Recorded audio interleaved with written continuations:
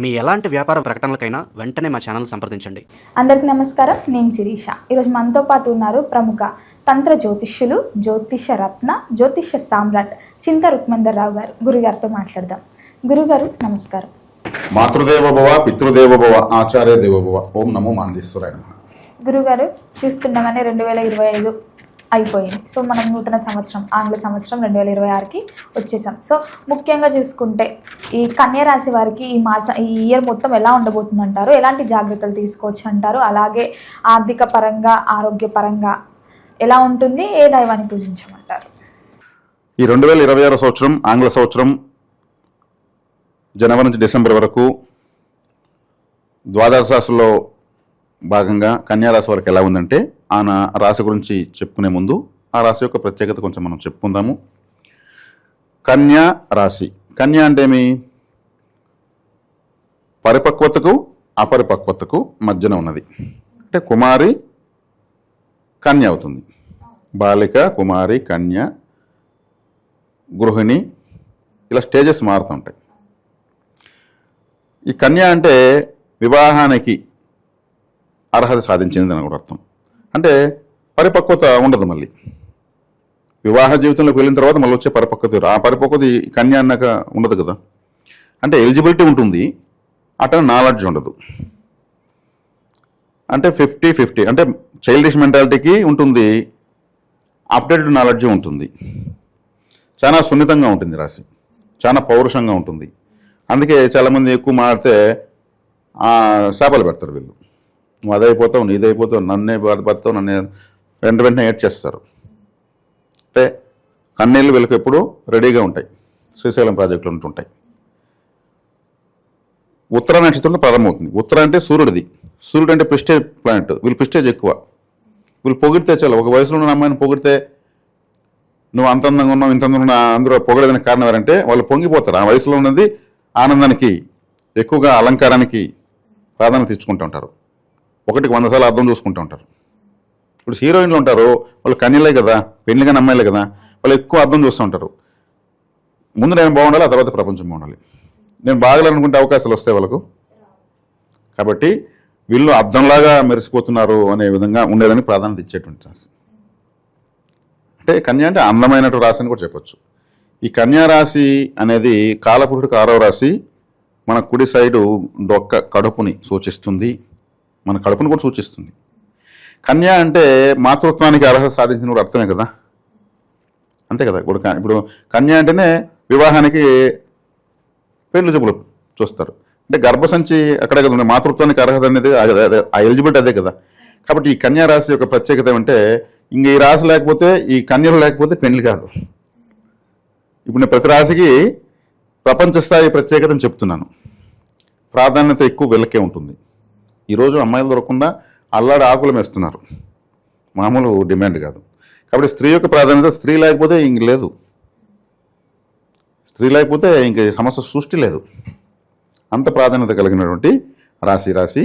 ఈ రాశిలో పుట్టిన వాళ్ళకు కడుపు నొప్పి రావడము, గ్యాస్ట్రిక్ ప్రాబ్లం ఉండడము, అజీర్ణం ఉండడము ఆ కారకత్వాన్ని సూచిస్తుంది. కాబట్టి ఈ రాశి వాళ్ళకి అప్పు కలిసి వస్తుంది. అప్పే అదృష్టంగా మారుతుంది. వీళ్ళకు అప్పులే ఉండకూడదని అందరూ అనుకుంటారు కదా, వీళ్ళకి అప్పే అదృష్టం. వీళ్ళు అప్పు చేసి బిజినెస్ చేస్తే గ్రాండ్ సక్సెస్, మళ్ళీ బ్యాంక్ లోన్ పెట్టుకుంటారు, మళ్ళీ ఇంకా ఎక్కువ డబ్బు వస్తుంది.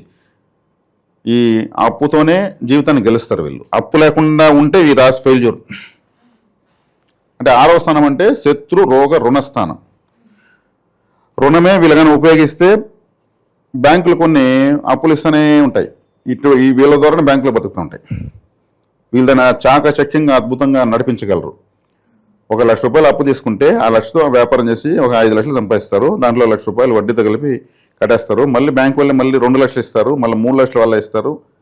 ఈ డ్వాక్రా సంఘాలు, మహిళా సంఘాలు ఉంటారు కదా, వీళ్ళంతా స్త్రీలే కదా, అద్భుతంగా నయా పైసలు సహా లెక్కేసి కరెక్ట్గా కడతారు. బ్యాంకులో ట్రాన్సాక్షన్ అంతా లేడీస్ చేసినట్టు కరెక్ట్గా, చిన్న మొత్తాలైనా కానీ.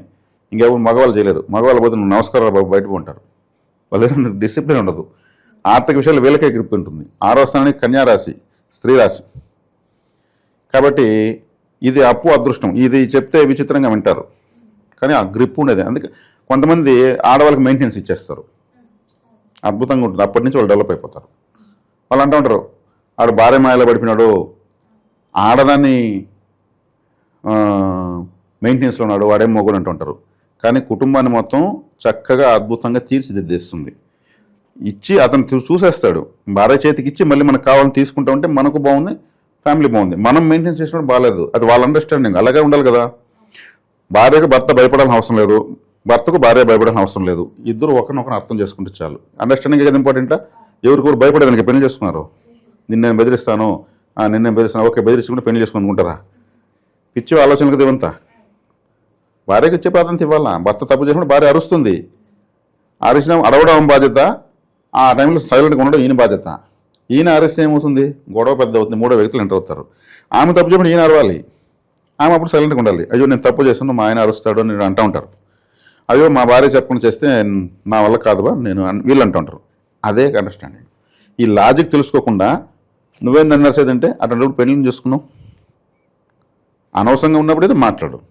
ఇవి చాలా, ఈ అనుబంధాలు ఇంపార్టెంట్. ఈ అనుబంధాలు ఉన్నాయంటే ఇంకా జ్యోతిషం అవసరం లేదు. దేనికి జ్యోతిషం?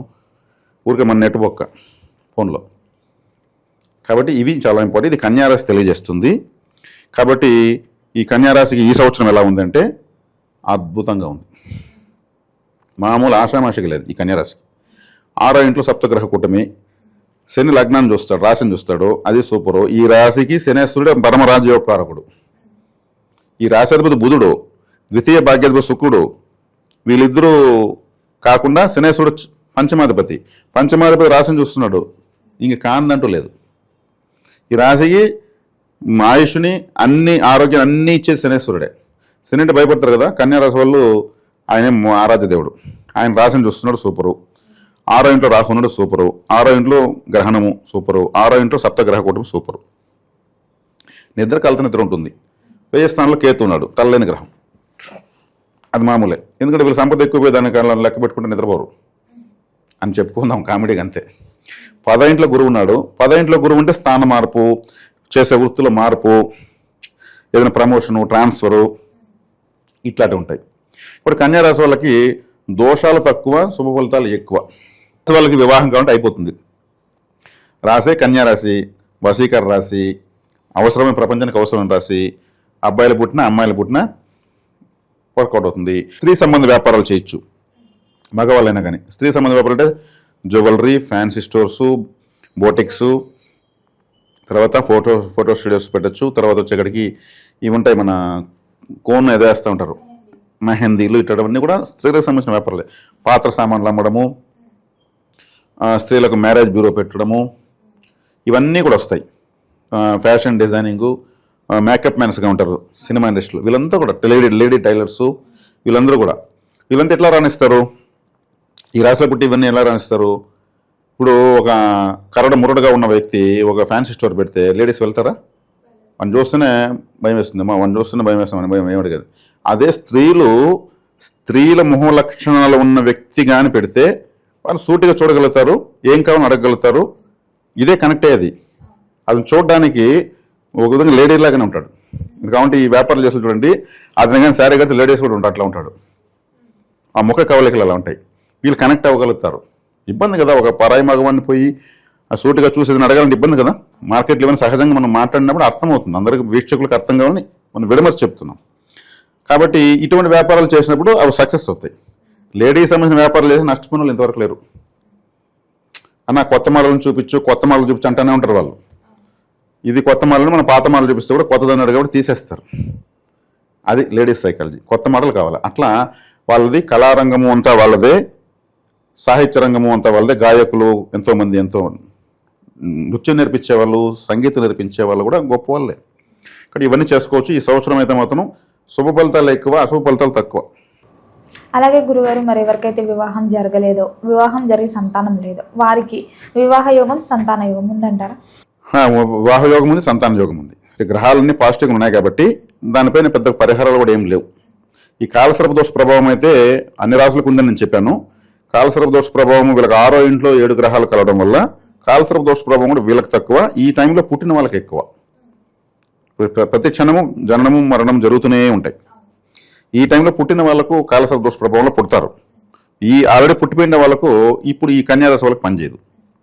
అది తాత్కాలికంగా ఒక 20% పనిచేస్తుంది, 80% ఏం అవసరం లేదు. ఓకే గురుగారు, మరి ముఖ్యంగా విద్యార్థులకు ఎలా ఉండబోతుంది అంటారు? విద్యార్థులకు బాగుంటుంది, ఎందుకంటే 4వ స్థానాధిపతి గురువు 10వ స్థానంలో ఉంటే 4వ స్థానం చూస్తాడు. అదేవిధంగా వీళ్ళ రాశాధిపతి బుధుడు అంటే మ్యాథమెటిక్స్, వీళ్ళ లైఫ్కి సంబంధించిన క్యాలిక్యులేషన్ బాగా వేస్తారు. బుధుడు మన ఆయుర్దాయాన్ని నిర్ధారించేటువంటి గ్రహం. ఆయుర్దాయం అంటే శనేశ్వరుడు ఇస్తాడు, కానీ ఎన్ని సంవత్సరాలు, ఎన్ని నెలలు, ఎన్ని రోజులు, ఎన్ని గంటలు, ఎన్ని సెకండ్లు ఇతని బ్రీతింగ్స్ ఉంటాయని లెక్క వేసేది బుధుడే. ఒక అంచనా ఇస్తాడు శనేశ్వరుడు, బుధుడే ఫైనల్. ఇన్నో సెకండ్కి ఇతనికి ఆక్సిజన్ పోదు అని ఆపేస్తాడు, లెక్కల మాస్టర్ అయినా. కాబట్టి వీళ్ళు బాగానే చదువుతారు. సొంత నిర్ణయాలు ఎక్కువ ఉంటాయి వీళ్ళవి, సొంత నిర్ణయాలు దిట్లు వీళ్ళు. సొంత నిర్ణయాలు దిట్లు, ప్రిస్టేజ్ ఎక్కువ. కన్యారాశి కాబట్టి కన్యా వాళ్ళు ప్రిస్టేజ్ చాలా ఎక్కువ ఉంటుంది, అటువంటి స్వభావాలు ఉంటాయి. ఇప్పుడు విద్యార్థులు బాగానే ఉంది. అలాగే గురుగారు, ఎవరైతే సినీ రంగంలో ఈ కళాకారులు కానీ అలాగే రాజకీయ రంగంలో ఉన్న వారికి ఈ నూతన సంవత్సరం నుంచి ఎలా ఉండబోతుంది అంటారు? రాజకీయ రంగంలో వారికి బాగుంది, కళారంగాల వారికి బాగుంది. ఎందుకంటే ఈ కన్యారాశి 6వ ఇంట్లో ఎక్కువ గ్రహాలు ఉన్నాయి కాబట్టి, రాహు 6వ ఇంట్లో ఉన్నారు కాబట్టి రాజకీయ రంగానికి బాగానే ఉంటుంది. కళారంగము అన్నప్పుడు బాగానే ఉంటుంది. అన్ని రంగాల వాళ్ళకి బాగుంది, ఎందుకంటే గ్రహాలన్నీ 6వ స్థానంలో కూర్చోవడం వల్ల, 6వ స్థానం పాపస్థానం కావడం వల్ల, పాపస్థానంలో పాపగ్రహ రాహుకేతులతో ఇదవుతుంది కాబట్టి షష్టగ్రహ సప్తగ్రహ కూటమి అది కలిసే వస్తుంది. ఇది ఎవరైనా దోషం ఇంకెక్కడ ఏదని చెప్తే నమ్మద్దని నేను చెప్తున్నాను, మంచిదే, అనుకూలంగానే ఉంటుంది. అలాగే గురుగారు, గృహయోగం, వాహన యోగం ఉందంటారా? గృహ వాహన యోగాలు ఉన్నాయి, ఎందుకంటే శని చూస్తాడు, చతుర్థాధిపతి చతుర్థాన్ని చూస్తాడు. వాహన యోగం, విద్యాయోగం బాగున్నాయి. ముఖ్యంగా చూసుకుంటే రైతులకు ఎలా ఉండబోతుంది అంటారు ఈ సంవత్సరం? రైతులకు సంబంధించిన గ్రహము శ్రామిక గ్రహమైనటువంటి శనేశ్వరుడు రాశిని చూడడం వల్ల రైతులకు బాగానే ఉంటుంది. మొత్తం పైన ఒకవేళ తీవ్ర నష్టాలు వచ్చినా కానీ పెద్దగా రావు, వీళ్ళకి మాత్రం తక్కువ నష్టాలు తప్పించుకుంటారు, లేదంటే బెనిఫిట్లోకి వెళ్ళిపోతారు. అలాగే గురుగారు, ముఖ్యంగా ఎవరైనా ఓన్ బిజినెస్ స్టార్ట్ చేయాలనుకుంటే ముఖ్యంగా ఈ రాశి వారికి ఏ బిజినెస్ బాగుంటుందంటారు? సొంత బిజినెస్ తీసుకుంటే అది నేను ఇంతకుముందు చెప్పాను, ఈ స్త్రీలకు సంబంధించిన వ్యాపారాలు. ఎందుకంటే లాభస్థానంలో చంద్రుడు కూడా స్త్రీ గ్రహమే, మాతృ అని చెప్పాను కదా, తల్లి అని చెప్పాను కదా, తల్లి కూడా ఒక స్త్రీయే కదా. కన్యారాశి ఇది స్త్రీనే కాబట్టి స్త్రీలకు సంబంధించిన వ్యాపారాలు ఏదైనా స్టార్ట్ చేసుకోవచ్చు, వాళ్ళ సామర్థ్యం తగినట్లు. ఈ ఇయర్ అంతా ఇంకా అనుకూలంగా ఉంటే ఏ దైవాన్ని పూజించమంటారు, ఎలాంటి పరిహారాలు చేసుకోవచ్చు అంటారు? వీళ్ళు ఈ సంవత్సరము అంతా కూడా బాగుండాలంటే ఎక్కువగా శివారాధన, ప్రతి ఒక్క రాశికి నేను శివారాధన చెప్తున్నాను, శివారాధన చేసుకోవచ్చు. ఇక ఉత్తర, హస్త, చిత్త సూర్య నమస్కారాలు చేయొచ్చు. హస్త అంటే ఏమి, చేతులతో చేసేది సూర్య నమస్కారాలు. సూర్యుని యొక్క నక్షత్రంతో ప్రారంభమవుతుంది. ఆరెంజ్ పండ్లు ఎక్కువ తీసుకోవచ్చు. హస్త అంటే ఆరెంజ్ పండ్లే, ఆరెంజ్ చాక్లెట్స్, జ్యూస్, ఇంకేదైనా హల్వాస్, బర్ఫీలు ఏదో ఉంటాయి, తినచ్చు. అదేవిధంగా చిత్తా నక్షత్రం వీళ్ళకు, ఈ నక్షత్రానికి హస్త నక్షత్రానికి 2వ నక్షత్రం సంపత్తారు కాబట్టి కంచి కామాక్షి అమ్మవారి దర్శనం చాలా బాగుంటుంది, సంపత్కరంగా ఉంటుంది. ఇవన్నీ వీళ్ళు ఆరాధించవచ్చు. గురుగారు, మొత్తం మీద ఈ 2026 నూతన సంవత్సరం కన్యారాశి వారికి ఎలా ఉండబోతుంది, ఎలాంటి జాగ్రత్తలు తీసుకోవాలి, ఏ దైవాన్ని పూజించాలో తెలియజేసినందుకు ధన్యవాదాలు.